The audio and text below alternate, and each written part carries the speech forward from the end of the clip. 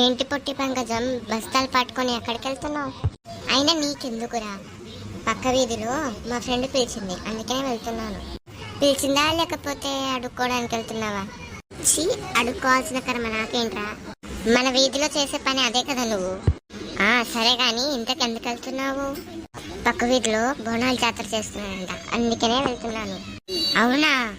అవును, చాలా రకమైన పిండి వంటలు ఉంటాయి, మరియు నాన్ వెజ్ ఐటమ్స్ కూడా చాలా ఉంటాయి. అవునా? అయితే నేను కూడా వస్తాను.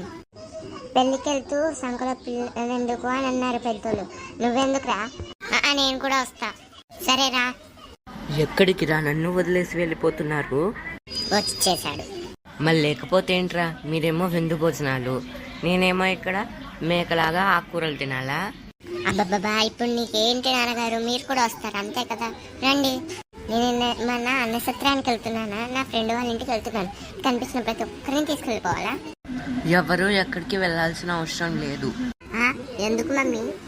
ఎందుకు? ఎప్పుడు ఆ వీధి ఈ వీధికి వెళ్లే బదులు మన వీధిలోనే బోనాలు చేసుకోవచ్చు కదా. అవును లక్ష్మి, కానీ ఎవరు చేస్తారు? ఇంకెవరు, మన ప్రెసిడెంట్ గారు. అవునవును, ప్రెసిడెంట్ నేనే కదా. లేదు లేదు లేదు లేదు. ఎందుకు ఎప్పుడు మీ పిస్తనాతనం చూపిస్తారు? చేస్తే ఏమవుతుంది? సరే సరే చేద్దాం.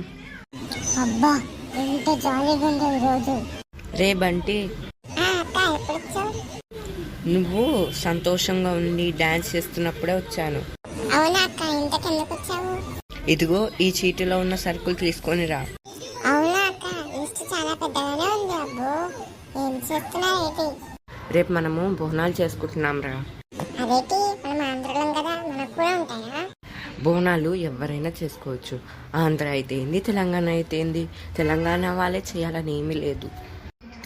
ఒకప్పుడు హైదరాబాద్ మరియు సికింద్రాబాద్లో ప్లేగ్ వ్యాధి వచ్చింది. అప్పుడు ప్రజలందరికీ భయం వేసి మహంకాళి అమ్మవారికి ఈ ప్లేగ్ వ్యాధి తగ్గిస్తే భోజనం అనగా బోనాన్ని సమర్పిస్తామని మొక్కుకున్నారు.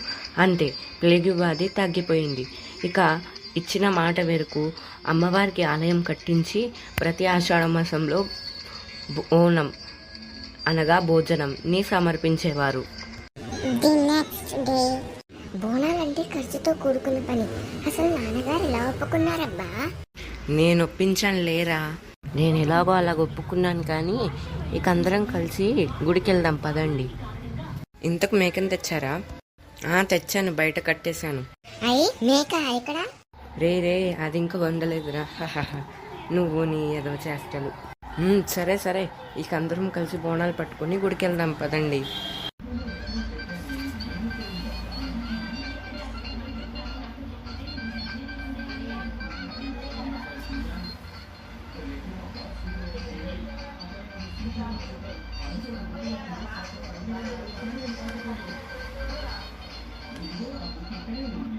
జై బోల మహంకాళి తల్లికి జై.